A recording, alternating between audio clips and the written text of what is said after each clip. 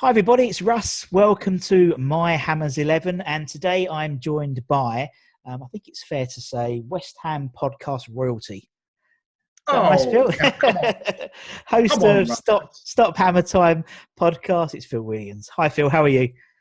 Hi, Russ. How's it going? Not bad. The thunderous rain has just stopped I here. know. Yeah, it's pretty Ominous. bleak out It there, isn't is. It's horrible out there. It's horrible. There's lots of thunder and lightning just after the NHS clap yesterday, and I thought that was actually a continuation of the clapping, not the actual thunder. But yeah. it? Yeah, that's right. It's like a rain dance. Yeah, exactly. Yeah. The idea of this channel is quite a simple idea. It's to find out about your Hammers 11. We're interviewing people all over the world, lots of different ages, to find out the players that you sort of had the most, it might be the best players, the worst players, the fans' favourites. So Russ, I've got to warn you, I have given this a disproportionate amount of thought. do you know what? I love it, Phil. I love it. Obviously, I've got a lot of spare time. We've had some. That's the thing. Everyone's got spare time, and everyone's watching Rob Banks's YouTube stuff again. Yeah, The yeah. season reviews. So you're like coming up. Yeah. We had Robert on there the other day, and his was brilliant as well. Some unusual choices. Yeah. So if you haven't seen that, go back and see that one when it's up. Are they up yet? Are they up on YouTube They're yet? going up gradually. Right. There'll be a couple up today, and every drip feeding, and I'll let you know when yours is up as well. But yeah, it should be good fun. I watched all of Rob's season 1991 yesterday. Oh, brilliant.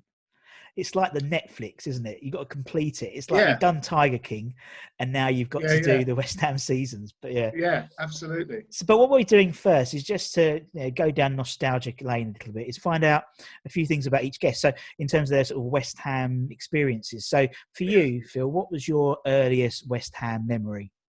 My earliest memory is seeing pictures of them in the back pages of the newspaper, because these pictures of Billy Bonds with his long hair and his beard and his kind of gold necklace and sort of socks rolled down. You had Graham Paddon, Patsy Holland with his kind of afro at its biggest, and they looked like a rock band or something, covered in mud.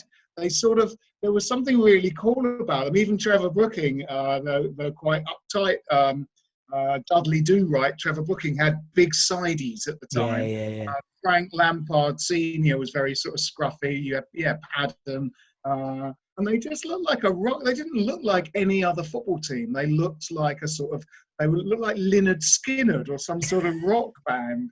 And so they were always kind of interesting to me. And my dad was not all that interested in football, really. And he was also away for 2/3 of every year. He was a sailor. So when he came back and I started to be interested in football, he went, "Oh, well, I'll take you to a game." So for the first few games, we went to whatever London club he just picked out at the time. Yeah. We went to Chelsea, we went to Bolton, we went to Palace, we went to all of them. But because I started to take an interest in West Ham, that was sort of perfect for him, because I grew up in Bromley in South London, and the Blackwall Tunnel sort of took you. It was really easy to get to East London from Bromley. Straight down, But also, the ships he worked on docked at Tilbury. So he knew that he did that drive every day. He knew it. But also, for someone that wasn't all that interested in football, he had something to talk to the dockers about, because he was on the engineering side. He was chief engineer. So they basically have to sort of liaise with all of the engineers on the ship, but also the dockers and stuff like that. So taking me to West Ham kind of was a bit of a win-win for him as well. That was my first game, I think. I don't remember much about it. I'm fairly sure it was against Wolves, because my memory of the gold shirt of the opposition team, that feels like quite a strong memory. But that would have been, the 70s, sort of mid-70s or something like that. Yeah. Early mid-70s. That seems very convenient, isn't it? How it all sort of slotted into place for you and your dad. So yeah. And then so that's sort of your first memories. What would you say in your illustrious West Ham supporting career was your greatest memory? And it doesn't have to necessarily be a game. It could be bumping into your favourite player of all time or something like that. Yeah, I mean, when we started to do the podcast, we had a well-known West Ham fans. So I know Ray Winston did one fairly early on. But the first time we had an ex-player on, and I don't think it had occurred to us that you could have ex-players on it. And now we've had quite a lot. We've had quite a lot of boys of 86 and stuff like that. The first player we had on, Sam Delaney, who guests on the podcast quite a lot, was at that time editor of Heat magazine. So his basic idea was we might be able to persuade this man to come and do Stop Hammer Time if he knows it's in the West End offices of a magazine that's going to have lots of very attractive women working in the office. Probably guessing this is going to lead to be honest, Phil, but carry on. You may be able to guess who it is. It is, of course, Frank McAvenny. And we just sort of couldn't believe it. You know, Sam, Jim, my co-host on the podcast, and myself, we're just going, this is great. For gentlemen of a certain age, sitting in a room chatting away with Frank McAvenny was just fantastic. And, you know, because I work a little bit into the show business, I've met a lot of, you know, well-known people, but I still get most excited about meeting sportsmen, especially sort of high-achieving sportsmen, because showbiz is something that sort of all of us can probably do. Sport is something that like a tiny amount of people can actually do. You know, when Akabusi first came on Stop Hammer Time, this guy has stood on at the top of a rostrum and had some, you know, aristocrat put a gold medal around his neck for doing something better than anybody else. And you know, Frank McAvenny was just someone that, you know, you watch from the stands and you just loved it. God, that guy played. So meeting Frank was just, you know, and since then we had a really great night at the pub with Martin Allen when he came on the podcast. And, you know, it's great. I used to love Martin Allen. I think, you know, there are players of his generation that are so underappreciated. That guy could do everything, you know. He had a shot like a missile. He had the legs. He could tackle. He was happy to run with the ball. He didn't try and get rid of it the second it came to him. Martin Allen was great. But that was the one that sort of kicked open the door for us getting ex-players was Frank McAvenny. And that was just a real amazing, you know. what an amazing experience. Right, okay, let's start, because obviously we've been name dropping a few players now. So let's crack on with this 11, Phil. Now, as I said, there's a few rules. One is it has to be a 4-4-2 formation, or as close to 4-4-2. I've been lenient in some places. Secondly, you have to have been alive to see them play, obviously. So it's your 11. So obviously I couldn't put in Bobby Moore, but I could put in Andy Impey, for example.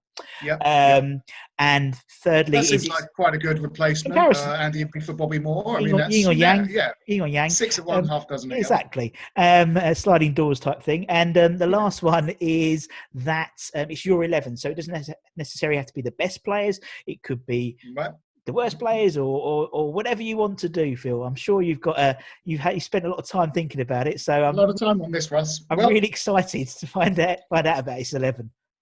Let's go in now. Now, okay, who's in goal? Now, with all this Boris Johnson having a baby and this flu that seems to be going around at the moment, I've heard about it. Yeah, they hid the fact that I don't know if you knew this, but Great Britain has left the European Union. I did hear something about that. Yeah, this obviously has far-reaching implications, but probably the most cataclysmic result of this is that it means that no great British players can take part in my West Ham United EU 11. Oh dear. Yes, I have selected 11 players from the European Union, which Great Britain is no longer in. Love it. Do we start? Yeah, who's in goal? Who's in goal? Okay, so in goal, you know, there's a few options, aren't there? We could have our current incumbent, Poland's Lukas Fabianski. We could also, and I was very tempted by this, we could also have France's Bernard Lama. Bernard Lama, he smokes. A man who, if he didn't have to pick up the ball, didn't like to pick it up. He liked to try and nutmeg an advancing attacker, run up pitch, do a Rabona. You know, he's Mate, he's really crazy. liked him. We only had him for a few weeks, basically. Yeah. Sort of 98-ish. Something like that. I remember him leaving the game really early. Or no, as we were all leaving the ground, he was pulling out of Green Street like they all used to, Yeah. and that can then get stuck in the middle of the road with Right. 36,000 and people jumping on his car singing "We've Got Bernard Lama." He smokes probably Marlboro Light, I think Marijuana. it was. Yeah, but yeah. Yeah, So yeah. and he was like, Uh, it was brilliant. But yes, what yeah, a funny man yeah. he was. But I've that's who my heart would go with, would be Bernard Lama. But I think I've got to go for head and heart. And of course, there's only one man. It's Ludek McCluskey. Yeah, of course.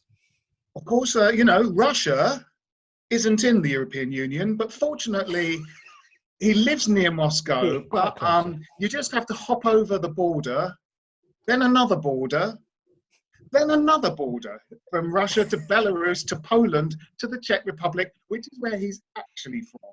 And that's what qualifies the wonderful Ludek McCluskey to be in my 11. Lovely. He's kind of, in a way, is my goalkeeper. I went to West Ham a fair bit when I was a kid. When I was at college, I went every now and again. But I started to really go back in earnest in amongst those yo-yo years from sort of, I went a little bit more in 88. And then 89, I was almost back going every week. And so those sort of yo-yo years between 89 and 93 were when I started to get back in the team. But I've got such a lot of affection for players like Bishop and Michael Hughes, Matty Holmes, Morley. And so McCluskey, in a way, is almost my goalkeeper. So that's, so he's absolutely in. Good stuff. Okay, left back. Yep. Now, this is quite hard. It was a real struggle to find one from the European Union that wasn't British. Because basically, left back's a tricky position. We only ever seem to have one. We've barely ever got any backup.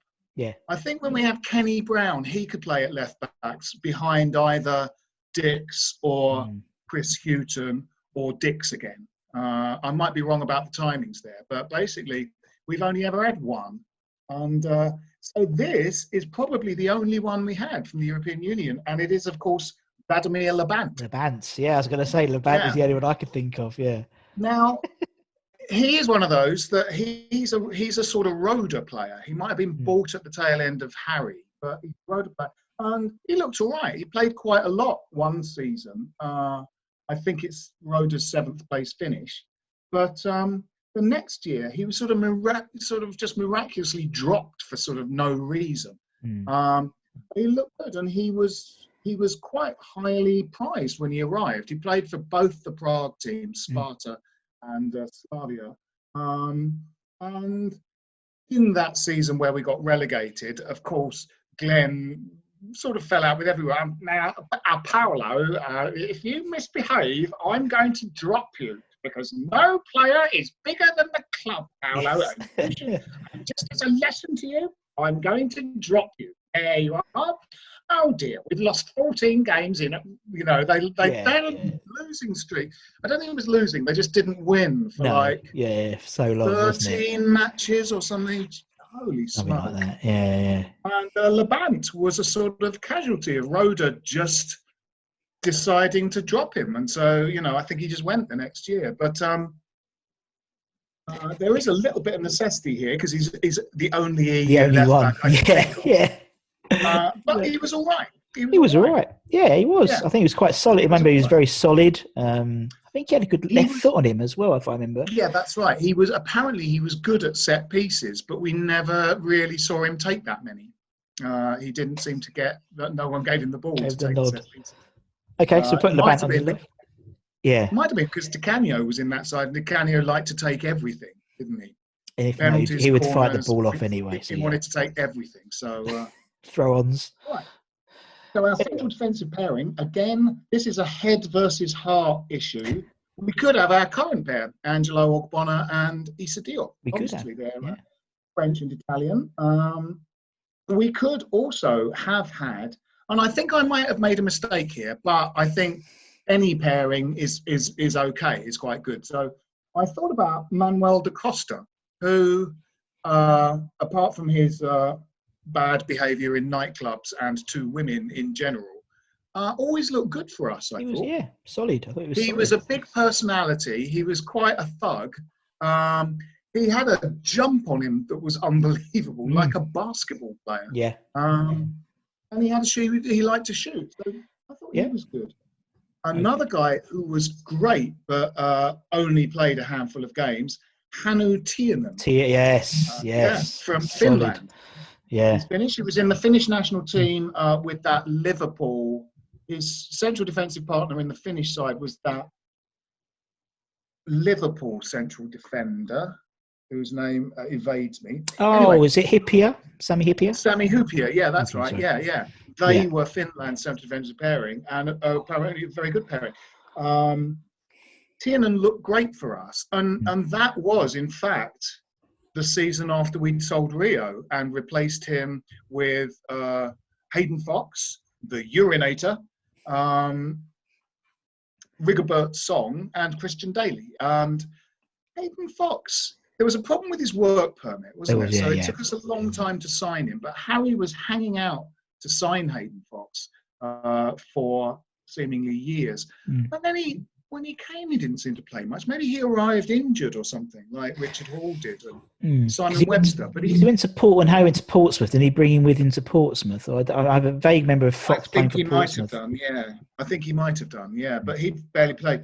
So Tiernan was good, I thought, and we were too tight to pay. I think they wanted, $5 million for him or something. It was on loan, wasn't it? And we wouldn't pay it, and that was a bit silly because he had a really good career either side of playing for us. He played a lot of games for every club he played for, rather than, how players, quite often when they leave us, if you look at them on Wikipedia, they play about 6 times for about 20 clubs as their career goes into a long, slow decline. And Tiernan played a lot for a lot of clubs. And then he very sensibly retired really young and said, I have been hit on the head by a football enough times to call it a day. I'm not going to get hit on the head anymore. And I think he coaches now.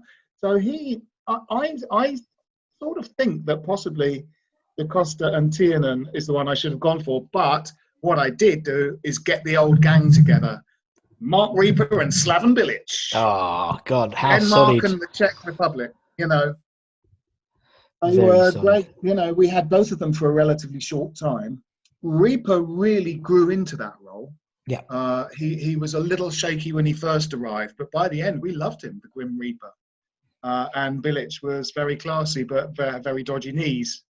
Yeah. It was almost like Reaper was like, particularly towards the end, he was almost like this colossus player. He was huge. It just seemed to be like a real one of those doorstop play, just literally nothing would get past him. Really solid. Carved out of granite. Yeah. Like I love one of those that. statues on Easter Island. He was great. He was great.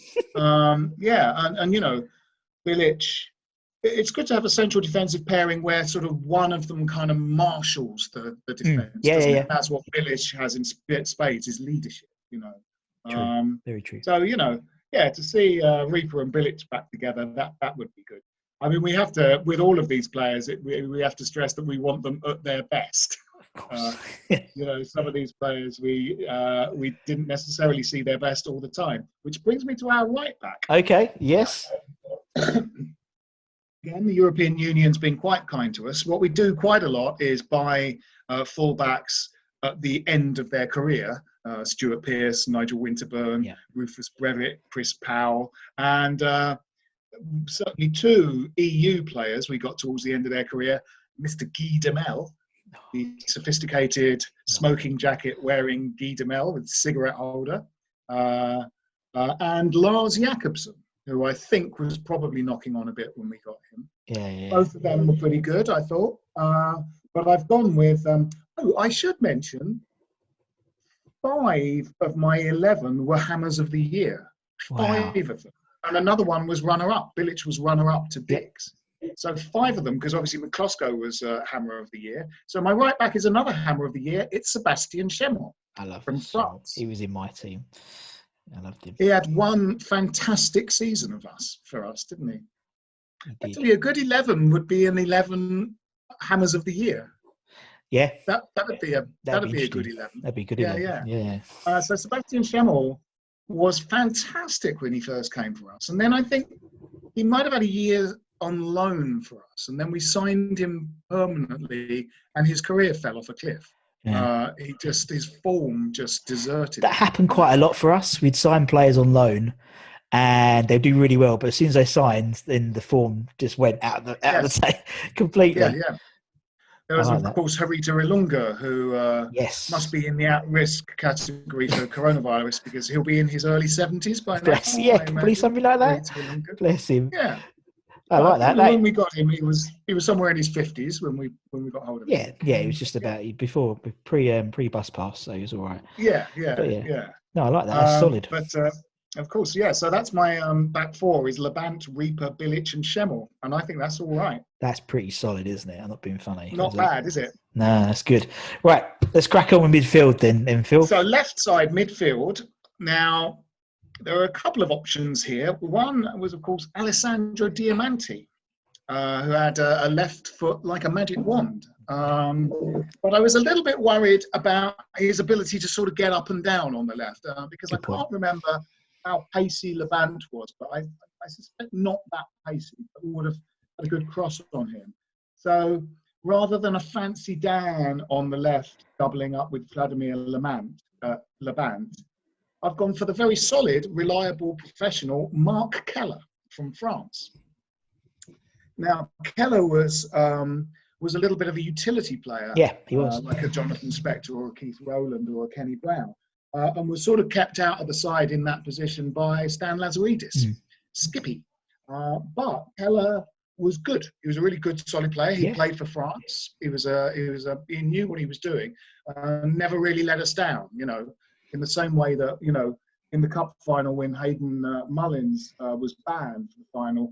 I've forgotten his name. Alan Pardew was fond of his wife. Carl Fletcher. Carl Fletcher Allegedly. came in, and you knew he'd do a good job. Yeah. You knew it. Yeah. Oh, I'm just saying they're friends, Russell. They were just good friends. Allegedly. Yeah. Yeah. Yeah, I like that. Yeah, Kelly, you're right. He was, and again, I think I was watching one of the season reviews the other day, and he appeared very often, scoring quite a few goals, more goals than I remember him scoring. I think that's a great thing about all of this. You're going over old stuff and you're looking at stats. You go, yeah. So Keller was one of those. Yeah, he was a tidy, good player, and I think sort of on the left-hand side he would be good. Now, in central midfield, I was very tempted by Spain's Pedro Obiang, and we're going to need a lot of legs in midfield for a reason I will explain in a minute. But we just need some legs there, as we always do, and in fact still do to this very day. Arguably, we never replaced Billy Bonds. But Obiang looked good. Just unlucky with injuries. Yeah. He was just establishing himself in the team under both Allardyce and Bilic, and then would get injured.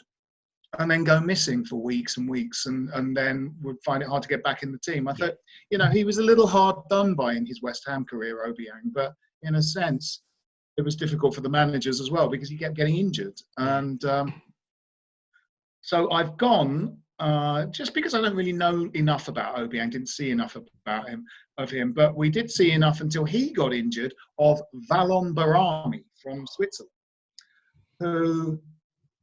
The one thing you could say about that guy was that he had stamina. He would keep going for 90 minutes, chased everything down for 90 minutes, and I think he would be good. So I've gone with Valon Barami, central midfield. If this midfield four played in a sort of diamond formation, he would be protecting the back four, and the other central midfielder, Dimitri Payet, would be weaving his magic. So I've got a central pairing of Barami and Payet in this 4-4-2, though he would possibly play in a slightly more advanced position if we went to a kind of made those central forward diamond formation. But I mean, France's Dimitri Payet got to be in there. Got to be in there. Now, right winger, Julian Faubert. Again, we're talking about injuries. We saw. He got back to the form that the form that was advertised on the tin when we bought him towards the end of his career. Yeah. But obviously, he more or less arrived injured. He arrived and then ruptured his Achilles in a friendly or something. Something didn't like that. he? Yeah. He came with a just big didn't see fanfare, him, didn't did he? we? Yeah. No, he did. He came with a big fanfare. But he did play for Real Madrid. Yes, he did. Yes, Real Madrid's Julian Faubert. Yeah. He was actually asleep for much of his Real Madrid career, wasn't he? Yeah, Famously. he was on the bench. So as far as Julian Faubert is concerned, I think he might still think to this day that he only dreamt he played for Real Madrid because he was actually asleep for much of his Real Madrid career. But he could cross.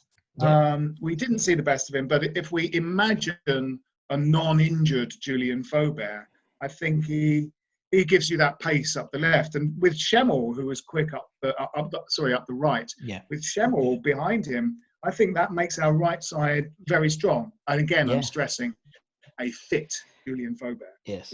And as you said, Schemmel used to love bombing down. I mean, I think our best right backs are the ones who bomb.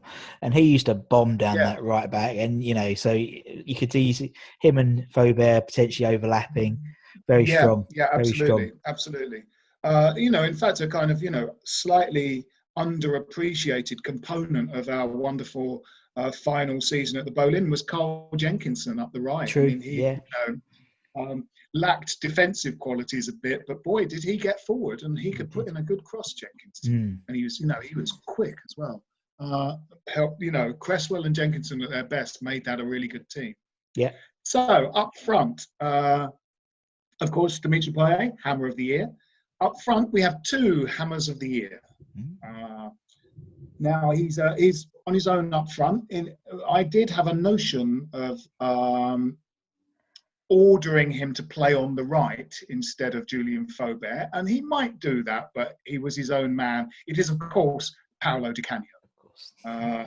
My idea of forcing Paolo to play on the right would then mean that this probably would be a stupid formation, but Diamante would then be in. So we'd take Faubert out. Di Canio would be ordered to play on the right.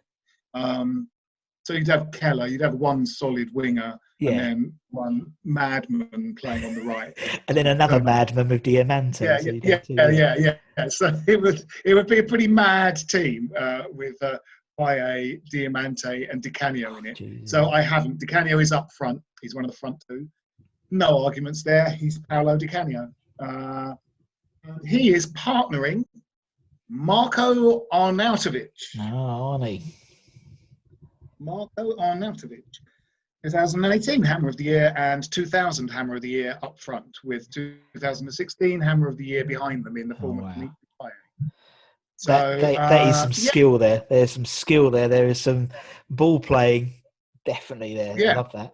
I mean, a team with Payet, Arnautovic and Di Canio in it, with the legs coming from Valon Berami, Schemmel coming up one flank, Bilic and Reaper in defence, and Miklosko in goal. That's a football team.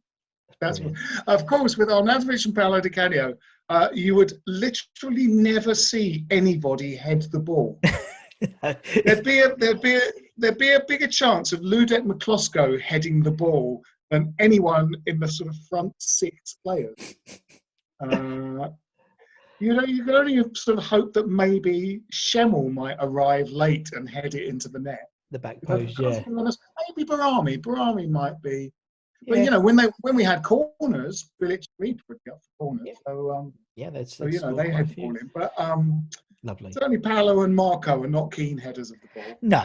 But But what could have been? That sounded. It's a lovely, as a lovely ball playing 11. I think it's great. It's really good. And I appreciate how much effort you've put into this, Phil. It's brilliant. It's lovely. It's really nice. As you said, it's really good. Well, what do we do? We've got a lot of time on it. We've got nowhere to go, haven't we? We've got nowhere to go at the moment. Oh, it's brilliant. I might go outside in a bit.